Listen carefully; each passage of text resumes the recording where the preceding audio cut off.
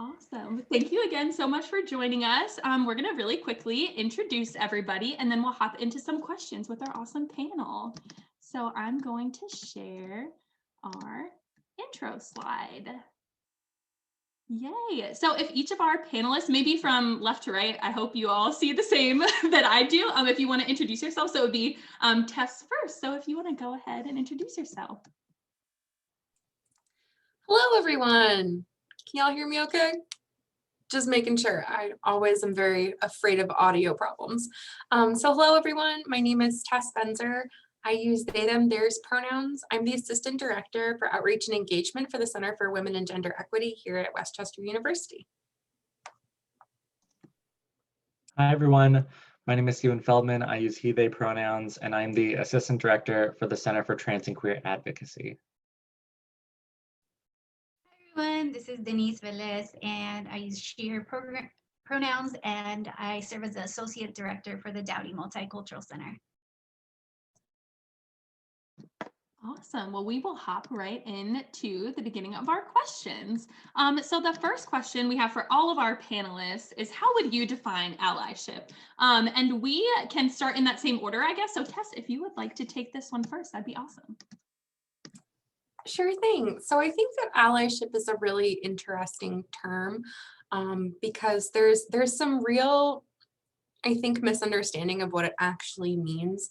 I would say, especially after a lot of the events this summer, we've seen a lot of what I would call like performative allyship out in the world, where folks are sort of like acting the part, but not really like, they're talking the talk, but they're not walking the walk. So the way that I sort of always view allyship is someone who sees like perhaps an identity or an experience that they have not personally gone through or can't claim, but they see that there are problematic things happening and they want to advocate for change. And I think that for me, allyship involves a lot of that self-work, like reflecting on how you might benefit from a system that holds down other people, doing a lot of that research, because if you don't identify with something or you don't experience something, you may not know a whole lot about what that feels like. But it can also be really laborious to ask that of someone who holds a marginalized identity or who has experienced a trauma to educate you. So doing some of that education yourself, like the joke that I always have with my colleagues in my office is that like, you need to get thee to the Google before you come ask me a question. Because I think that that's an important first step in allyship, is becoming educated and informed about what you want to be an ally for and who you want to be an ally for. And then like, you know, backing that up with your actions, like not just saying what sounds cool, but actually doing the things that will help people combat injustice. So yeah, that would be how I would define allyship. Thank you so much. I love that. Get thee to the Google first, because it's not the onus of someone who holds an identity to explain and be the voice for that identity at all times. So I love that. Thank you. Stephen, how would you define allyship? I would echo a lot of what Tess just said. I think for me, allyship is where empathy and action meet. What Tess was talking about of doing the research yourself, all of that really is getting at making yourself a more empathetic person towards groups of people who you don't share an identity with. It's about understanding that your experiences aren't universal, and that there are experiences that other folks have that not only can you learn from to benefit yourself, but to benefit everyone. You're part of, you know, you're a part of your own group based on your identity, but you're also a part of this like larger group of humanity that like we all benefit when we understand each other better. And so I think it's part of that, of doing the research, trying to understand more about yourself in relation to others, and then it's paired with action of like, once you've gotten that information, once you have that knowledge, then it's a matter of putting that, you know, like Ted said, walking the walk of how can you best support those folks who you don't share an identity with. And I think that's where it gets a little bit tricky, because I think for a lot of folks, they're afraid to sort of take action when they don't yet know how to do that. And I think where empathy is so important is by having done that research, by listening to those who hold other identities that you don't share, you will have heard them share how they want you to do that action, because every group has been talking about it for a while. This isn't necessarily new.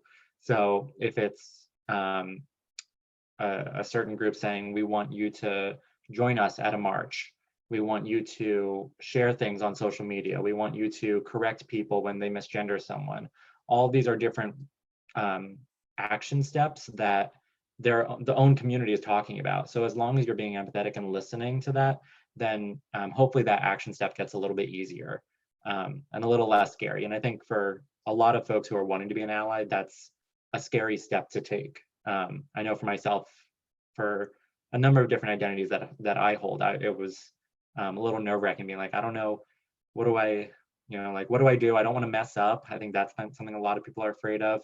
And I think the more that you reflect on yourself and listen to others, the better off you are. And so for me, that's what allyship really is. Thank you so much.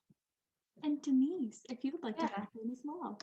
Yeah, so there are a few things that I wanted to highlight. So one, I really appreciated the conversation around action, right? So your question was, how do you define allyship? You did not necessarily ask what is an ally. So, which I think is a very different kind of component, right? That is an actual action. So I do want to acknowledge that. And then I know we oftentimes throw, different words around, and I guess I wanted to speak to that in terms of defining this allyship piece. So I know folks have talked about being an ally, being a co-conspirator, being a comrade, being a sibling. And so for different folks, it might mean different things. For me, one of the places that I've come to think about what does this allyship thing look like is pieces around being a comrade. So we're in this together, and that we're all impacted. Some of us will be impacted disproportionately and differently, but it does not mean that we are not impacted, but rather that we're connected. And so the comrade piece, I think for me, has been an important way to really think about and conceptualize this allyship piece. And I do want to read a quote that I for a very long time have really held on to, because I think it speaks to this really specific concept. If you have come here to help me, you are wasting your time. But if you have come because your liberation is bound up with mine, then let us work together. And so that's by Leela Watson. So she is an Indigenous Australian Maori. She works on a lot of women's issues. And so it goes again to this concept of we are all part of this, what people have called a matrix, right? We're all entangled, and that while my folks' oppression is tied to somebody's privilege, and that's all bound. And so I think for me, it's thinking about that piece, how am I impacting others that might not identify as me, and what is that role that I get to play? And all of our roles are different because we all have different talents and beauties and things that we may not know, right? So I think also we're talking about understanding ourselves as a form of also really being part of this allyship crew, right? We have to know our own strengths even to understand what we can provide for others. There's also another piece that I wanted to add that I think goes along with this piece around learning and learning for ourselves.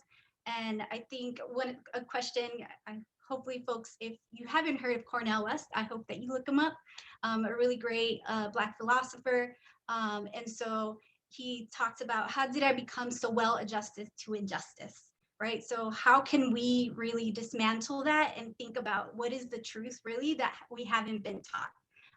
And so it's really questioning ourselves where it starts, but it doesn't end there, and it doesn't have to be linear. We don't start with just learning and then we eventually do action.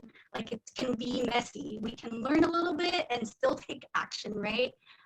As to wherever we may be in the position to do. Yeah. So I'll leave it at that, but I think that there's definitely a lot of pieces here that we can continue to dismantle. Thank you so much. I loved what you said too. Well, what everybody has said, but I think a big like something that the public, I think, has responded with to a lot of the injustices that have happened in our society lately is that people are listening and learning, but that also needs to be accompanied with action in order to truly be an ally or advocate for a certain identity group. So I love that all of you kind of touched on the action piece, because it's not, allyship isn't just something you are, it's something you have to practice. So I really appreciate that you touched on that. So I'm gonna pass it off to Jordan for our next question for each of the panelists.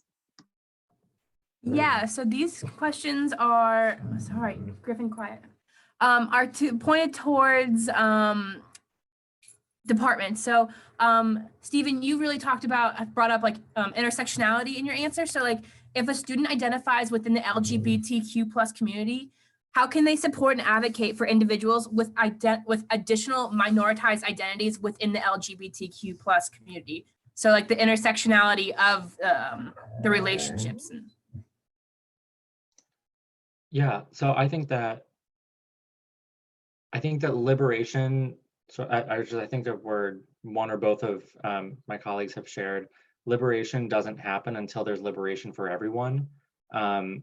When we talk about the folks within the LGBTQ community, that community is so large and broad that it encompasses folks who hold other identities that are also marginalized, racial identities, disability, class, nationality. I mean, there's a whole slew of intersectionality as you were talking about. And I think that for folks within the LGBTQ community, our movement has been pretty interesting in that if you think about sort of the history of like LGBTQ spaces, historically, they've been predominantly white spaces, especially, for example, on college campuses. And so I think over time, the movement has really begun to listen to the other sort of movements that have been happening at the same time.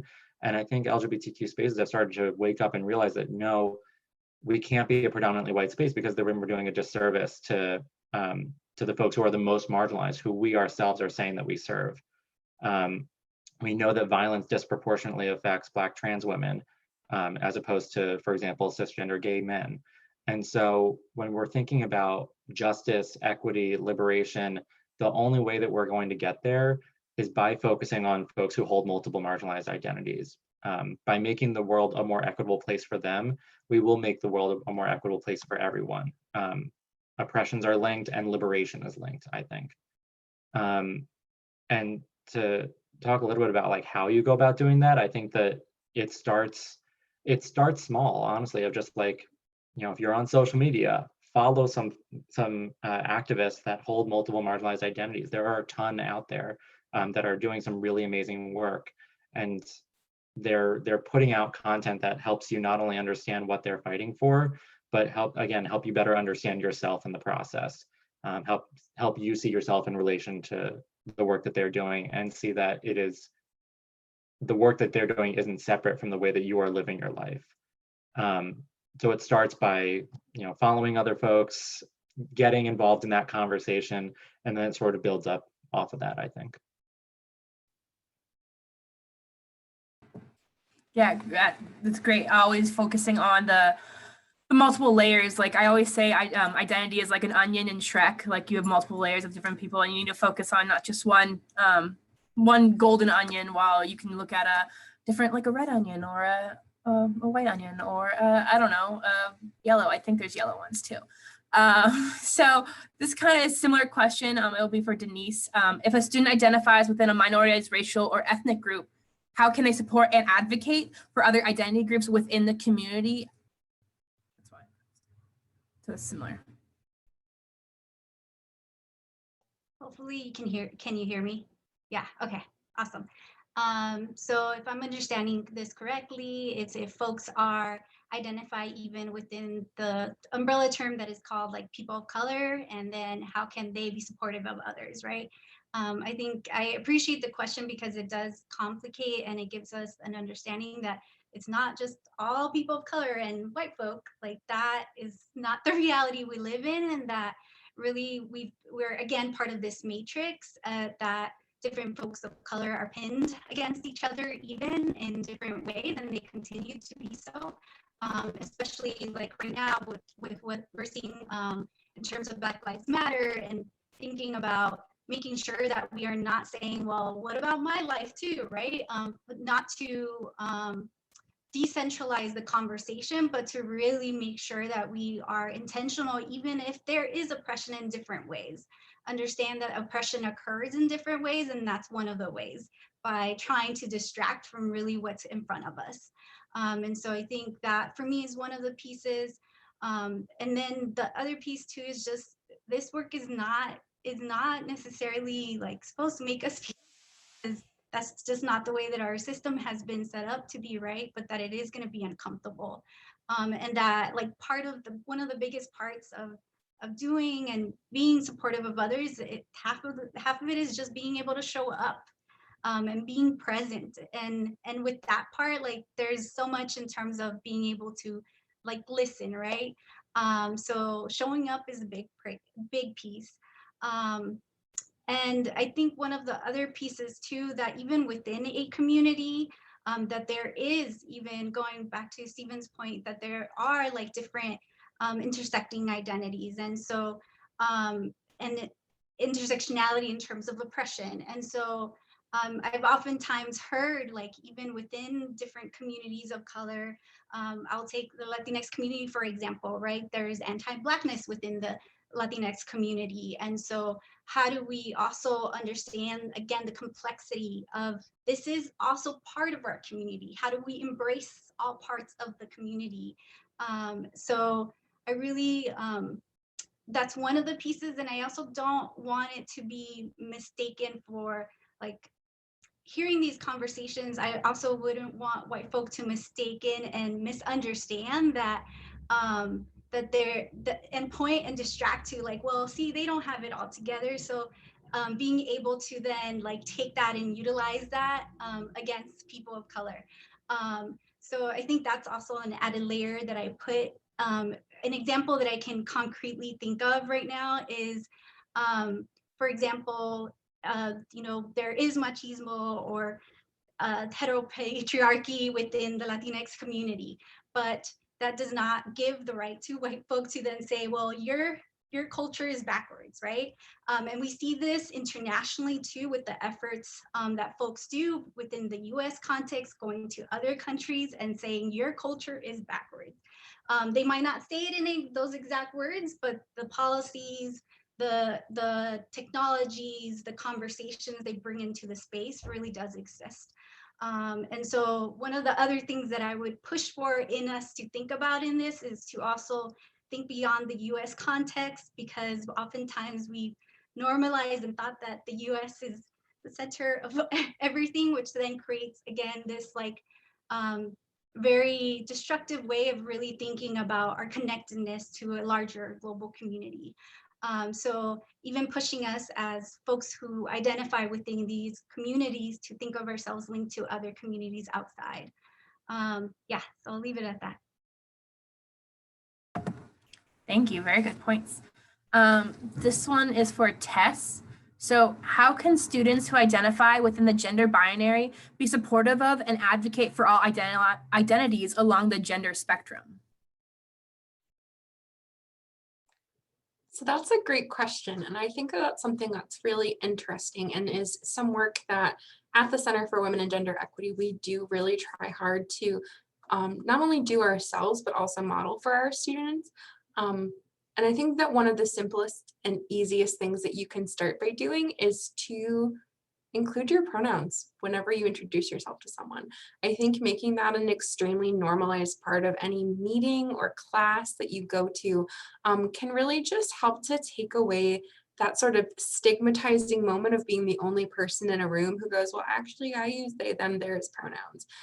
And I offer this also as someone who does not identify within the gender binary. So often a lot of some of the work that I have been doing has been educating my binary gendered friends on what I need from them as allies. And I think that that's probably one of the first steps that I always advocate for is just, you know, use your pronouns, introduce yourself. If you're in a Zoom meeting, stick them in your name, because it just normalizes it and makes it so much less awkward for folks who don't identify along the gender binary. But I think, you know, thinking about gender as a wide spectrum means understanding that all of us have held and do hold these societally subscribed gender roles, these hegemonic ideas of what it means to be a person with certain body parts and how that means that you operate in society. And they're damaging to everybody. They're damaging to everyone. So it can be really challenging to sort of break out of that mindset. And so I think, really examining like, why is that person doing this? Why am I performing gender in this particular way? I think can be really useful in examining and supporting folks who maybe are gender nonconforming, maybe don't subscribe to that sort of like traditional understanding of masculinity or femininity, is kind of, accepting that people express gender in many, many different ways. And that as long as it's not harmful to another person, there's really nothing wrong about that. Gender should be something that is fun, that is playful, that is just a piece of your identity, like maybe like your hair color or how you might wear your eyes if you do makeup on them or whatever. But gender can be really, really challenging, especially for folks who aren't cisgender, because there are a lot of messages that society sends about what you can and can't do.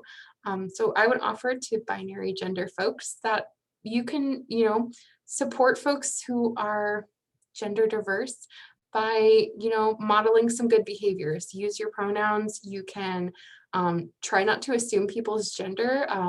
One of the things that is ingrained in our culture is if like you see someone walking down the street and you want to point them out, you're like, oh, it's the woman in the red shirt. Well, you don't know that person. You don't know their gender. How much can you really guess based on their appearance? So, trying to do that practice of being like, oh, the person in the red shirt. I think that really that language practice is really, really essential to being supportive of folks who identify in many different ways, because then that person will feel safe coming to tell you where they identify. Yeah. Thank you so much. I know something small that I've like started to do too is with like addressing larger groups is saying like y'all or you all versus you guys. I know there's a lot of terminology that we can use to be more inclusive. So I appreciate, just wanted to bounce off that a little bit too. So I have our next question for each of our panelists, and maybe since Stephen started our last one, we can go Stephen, Denise, Tess for this one as well. So Tess doesn't have to answer two right in a row. So this question, and it'll be the same for everybody, and just feel free, bounce off one another. So what suggestions would you have for someone who doesn't identify within a particular identity group, but wants to be a genuine ally or advocate? Yeah, so like I said before, really taking the work on for yourself to do the work and learn from other communities, whether it's following folks on social media, reading different books, watching documentaries. It's not meant to sound like homework. It's meant to be like, it can be fun and exciting too, because you are learning about yourself in the process. Like it's not like, oh, tonight I'm gonna go read this article because I have to in order to be an ally. Like, no, you're doing it because you're gonna be a better person in the process. Like, and you're gonna, by doing that, help out other people, which is just a genuinely good thing to do as a human being.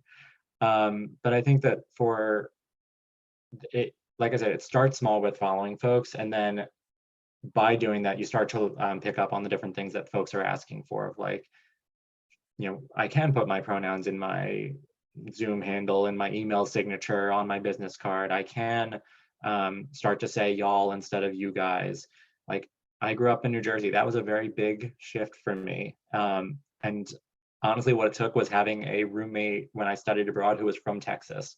And like, that was it. And now all of a sudden I say y'all all the time.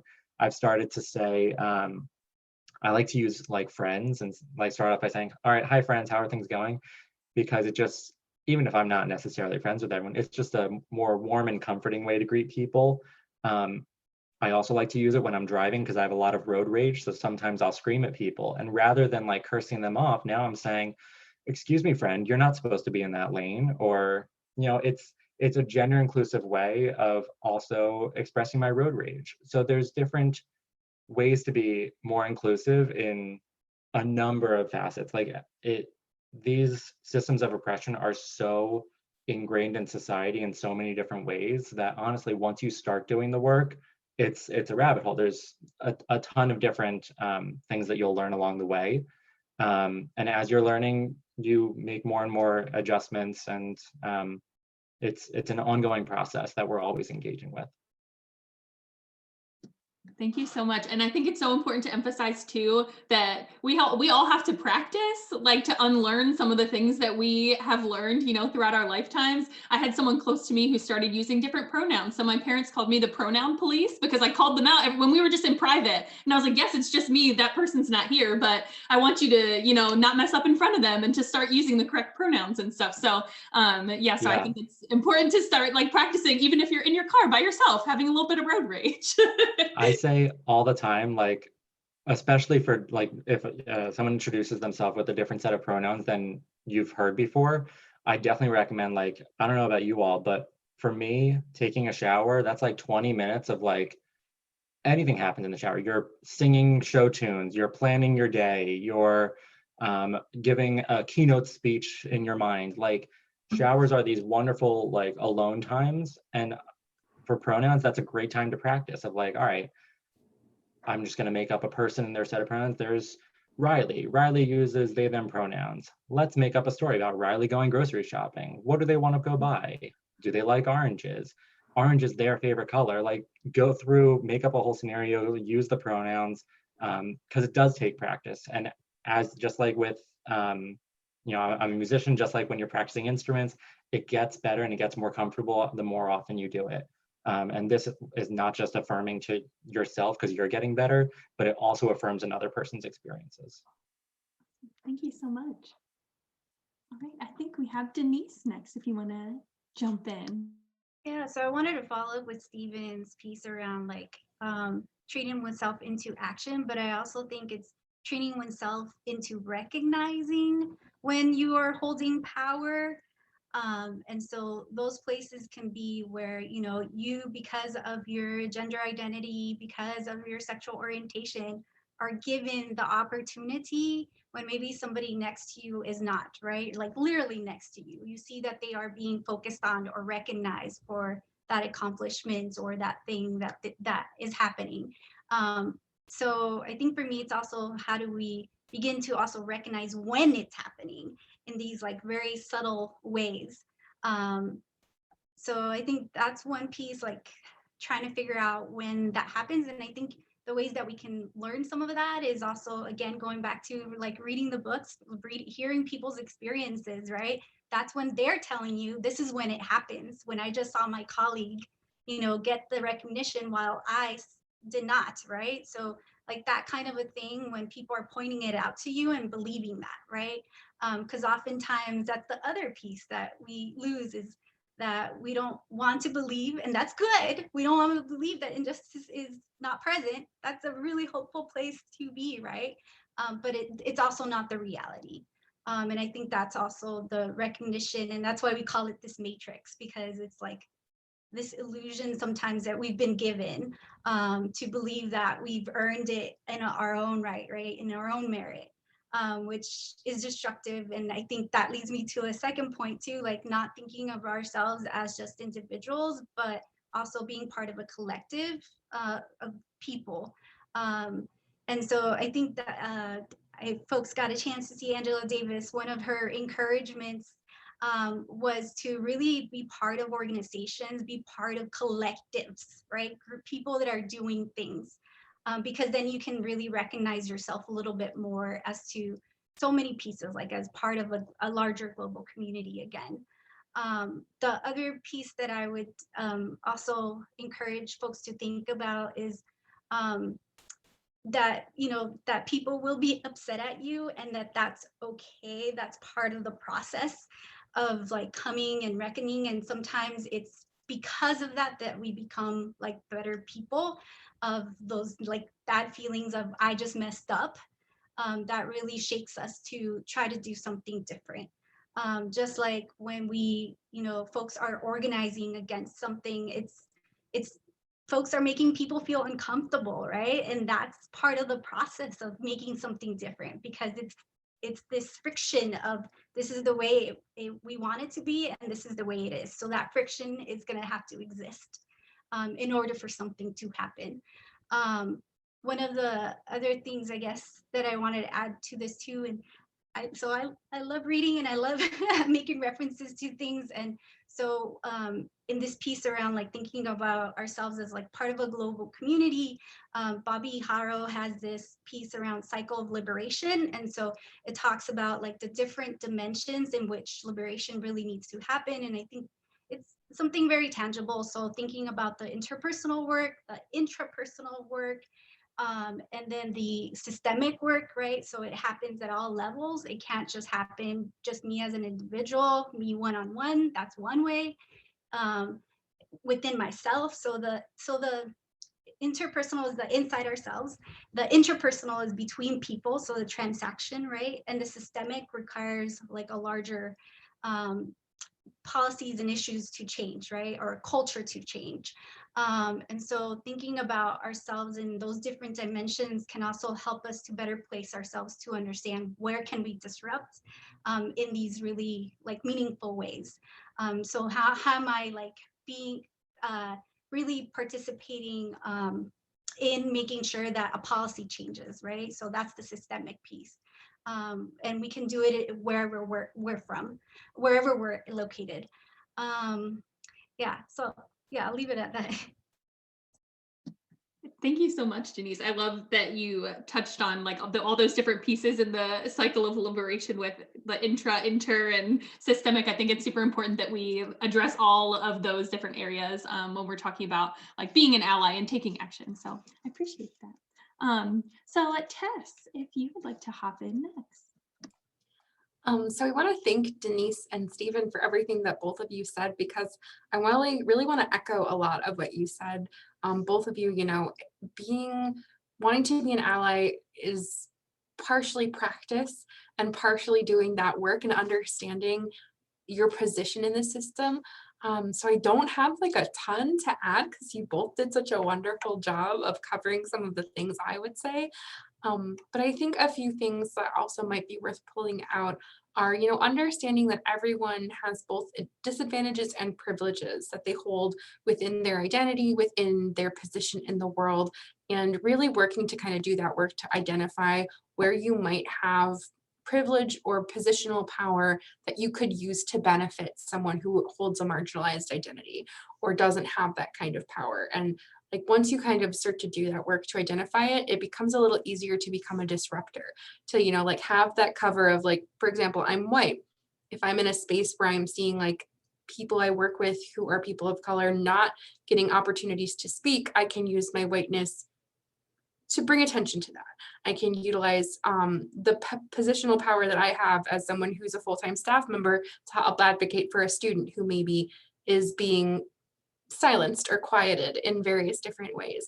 But you know, it's doing some of that work to go, okay, where can I disrupt the systemic like cycle of how things have always been done? And you know, just like poke a pin in it and go, actually, I have a question, or I would like to, you know, like make a suggestion. And I think that another thing that is important is to understand that you're not going to get it right all of the time. No one is a perfect ally from jump. No one is a perfect ally ever, I don't think. It's an ongoing process of both doing that work on yourself and doing that action and trying to do them in tandem.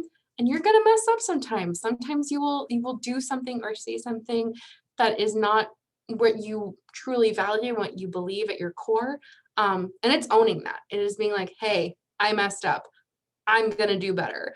But also not overburdening the people who you might have messed up in front of.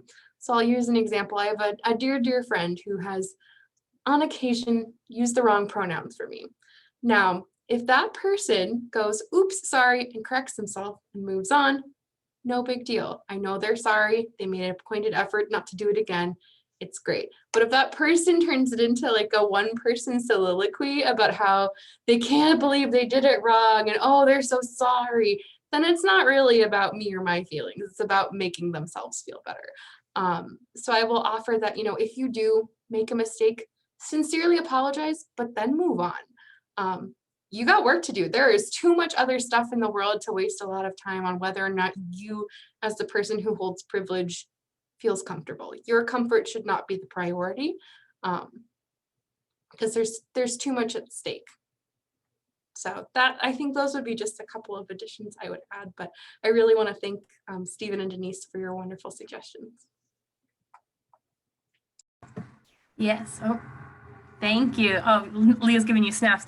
I love how, Tess, I love how you hit upon like an idea of like harm at the end. Like harm doesn't have to be intentional. Just like if I hit someone with a car, I didn't mean to hit you with a car, but I still hit you with a freaking car. Like, so say you're sorry and be like, are you okay?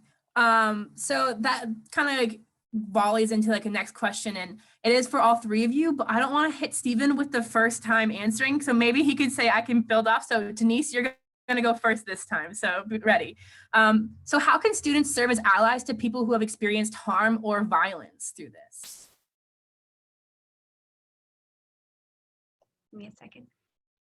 So I think part of it is to also recognize, so because we're talking about individual, you know, if something happens individually, but we also have to think about you're not only causing harm to a person, but you're causing harm to a different community. And so also keep thinking about that piece, I think is important, in terms of, well, then this means that I have to commit myself to not only figuring out what happened with that individual situation, but really what's happening and what kinds of impact I'm having at a larger level, right?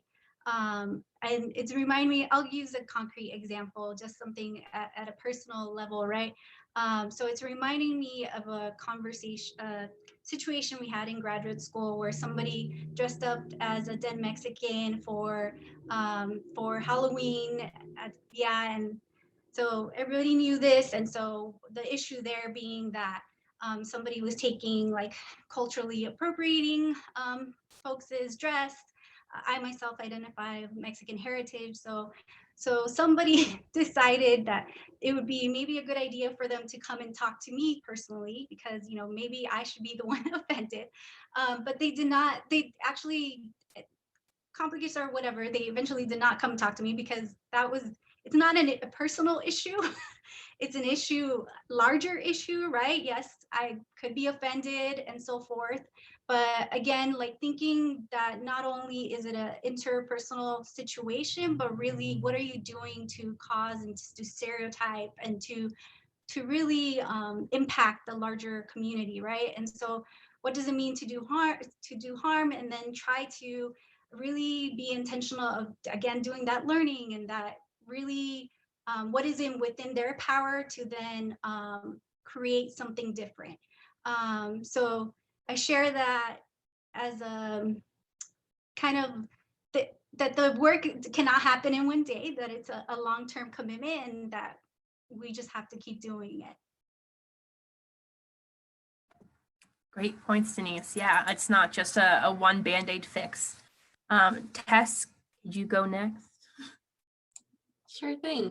So I think that when it comes to someone who's experienced violence or harm, one of the first things you can always do as an ally to that person is to believe them, to not like ask a bunch of questions or express doubt that they might be not telling you the honest truth, because I would say most people who experience harm are not just sharing a story for attention.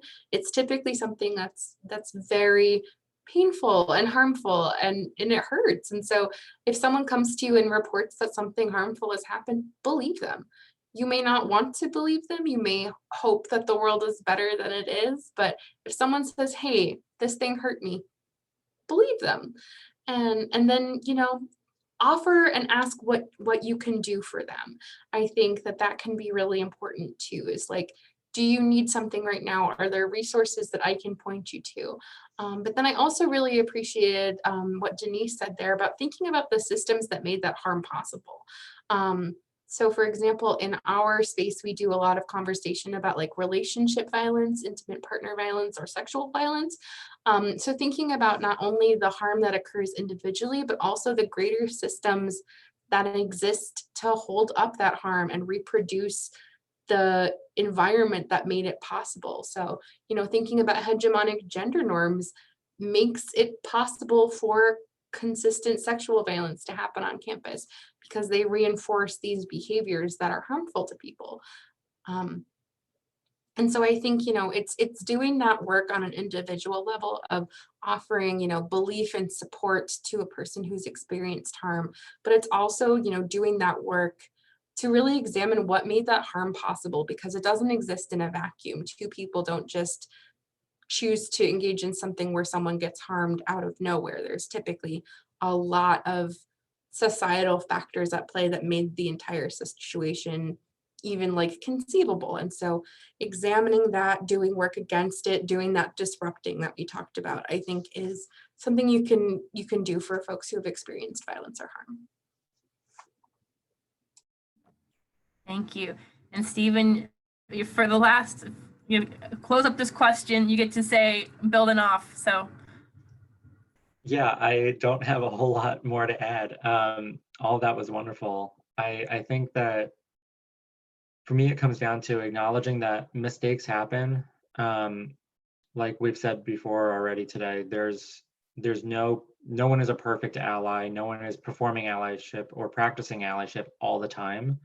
As much as we might want to. I think that one thing that I like to come back to a lot is I was once asked, like, what does it was specifically a presentation around gender equity, and someone asked, like, what does a gender equitable world look like? And I was really stumped. I was like, I have no idea. And the presenter was like, well, I'm not surprised because we've never lived in a gender equitable world. So how would any of us know what that looks like? And so I think about that a lot, about how none of us have seen what true equity or liberation looks like. Doesn't matter how long we've been doing this work, doesn't matter how well we've practiced allyship in the past, we've never reached that point. And so I think about the fact that along the way, along the journey to get there, we're going to make mistakes. That's just going to happen. And with those mistakes, harm will happen. And so I think less about, I just think a lot about what happens when harm occurs. And I think about, there's this video by a trans YouTuber named Riley Dennis, and Riley shares a video of like 5 steps to making a good apology. And it's a good video. I used to use it in classes that I taught, and I really liked it. But the last step is essentially to do better and to make the effort yourself to be better and do better. You can make a good apology in the moment. You can follow up with a person after the fact that you've caused harm. You can direct people to different resources, but ultimately it's on you to then remember in the future and to always strive to be better and to do better. If you misgender someone, correct yourself in the moment, apologize, and go home and practice in the shower so that you don't do it in the future. Mistakes are going to happen, and I think as long as we are always trying to be better, that's I don't know, I think that's the most that we can ever ask for. And I think as long as we're asking that of ourselves, eventually we will get to this equitable world.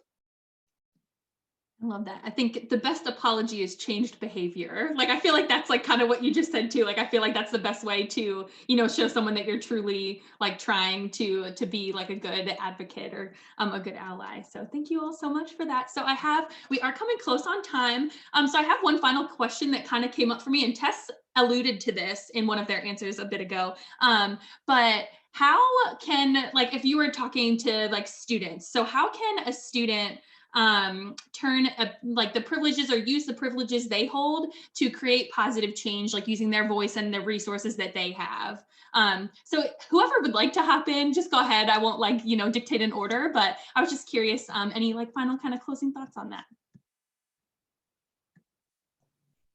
I can start. I think I have like a concrete example that I was just kind of viewing yesterday, so it's kind of fresh on my mind.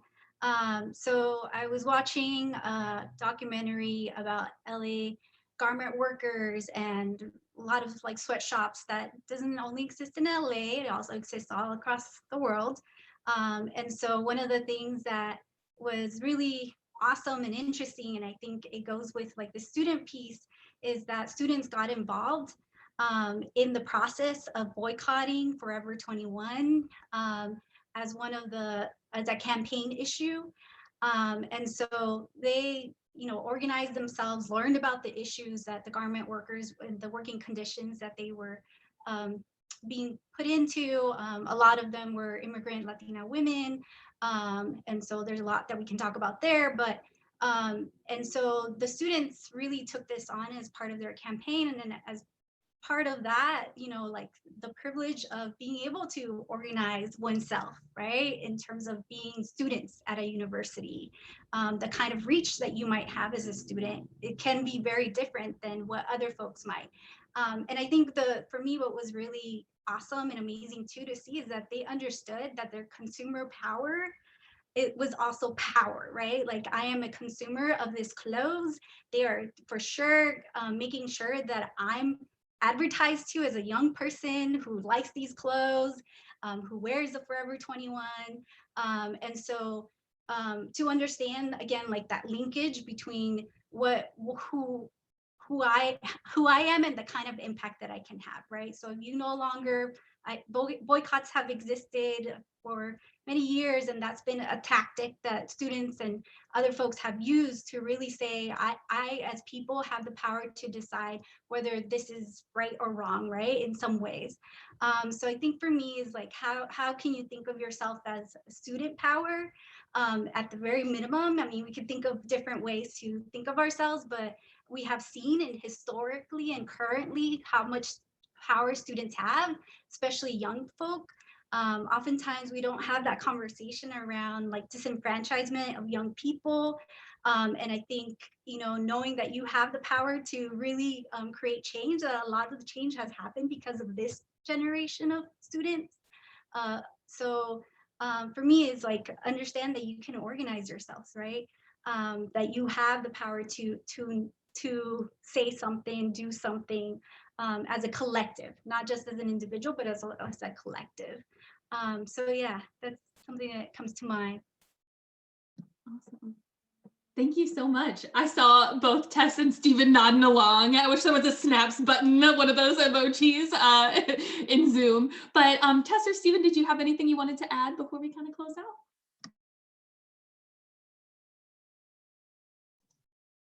Yeah, I can share a little. I think as students, number one, go to programs and events, whether it's in person or virtual. The number one thing that you can do as students is show up. Because imagine if it doesn't need to be a protest, even if it's just a training or a program, if there are only 2 people there, that doesn't speak to the power of the student body. If 100 people are there, that says something more. If all 17,000 or so students showed up, that says something. That can mean something. So definitely, show up to programs, get involved. I know for all 3 of our spaces, they're open to folks regardless of identity in different ways, for different programs, different trainings. They're open spaces because we recognize that we all benefit from it. So yeah, number one, show up. Going off of what Denise said, organize, advocate. Higher education institutions, I think that it's funny because they are there to support students, and I think in some ways they're afraid of students, because when students voice their concerns, that's when change happens. So I could get up on a soapbox and preach all the live long day. Doesn't mean that any change is necessarily going to happen if I don't have the support of students, because if the students aren't voicing for it, administrators are just going to say, well, why? Like, if the students don't want it, then why should we? So students, you absolutely have the power to organize and advocate. And with that, because I'm looking at the date, I also need to say, get out and vote. I mean, the experiences that you have on a college campus are not separate from what's happening from politics on the national level. You could look at conversations that have happened around Title IX access, around funding for public state institutions. Those kind of things that directly impact you as students are happening on a conversational level beyond, way above us on a national level, that if you don't get out and vote, how would they know that these are things that you care about? So yeah, I think I'll stop myself there, because otherwise I'll just keep on talking. Thank you so much. And Tess, yeah, you're totally cool. If you would like to hop in. Yeah, I would offer again, everything that the both of you offered is exactly where I'm sort of falling. I think understanding that there is also an inherent privilege of being a college student at a university. You not only have power and privilege within your institution, but you have it nationally. And I think recognizing and understanding, like Stephen said, that you don't exist in a bubble on your university campus, even though sometimes it might feel like it. You are still a citizen of the world. You are still experiencing many things that are happening on local, regional, national, international levels. So understanding that as a college student, there is a certain privilege of being someone who has access to that higher education, and you can use that to springboard you to advocate for folks who don't have that privilege. The only other thing I might add is also, go talk to your friends. Like, go get your friends. If you're hanging out within a friend group and someone says something that's like in poor taste, it may not necessarily be problematic, but offer a gentle correction. Offer like, hey, dude, I think it's really rad because I think you're a good person, but like, did you know that there's some negative connotations with that word you just used? I think that understanding your own social power and social impact within your small circle is so important. I mean, I know that there's always this sort of joke about fighting with your family at Thanksgiving about, like your old timey racist uncle and how that but like, it's not just that. It can be that. That's important. Definitely still do that. But it can also be, talking to your friends who may just need a little nudge to be better able to empathize with people whose experiences don't match theirs. And that is a privilege and power that everyone has in a certain way, that you can really influence your own social circle to do better and make those changes that can help get us to that world that Stephen was describing that we have yet to experience with true equity and liberation. Thank you all again so much for joining us. We will wrap because we are right at time. But on behalf of Jordan and me and Residence Life, thank you again so much for joining us. And yeah, have a great rest of your day.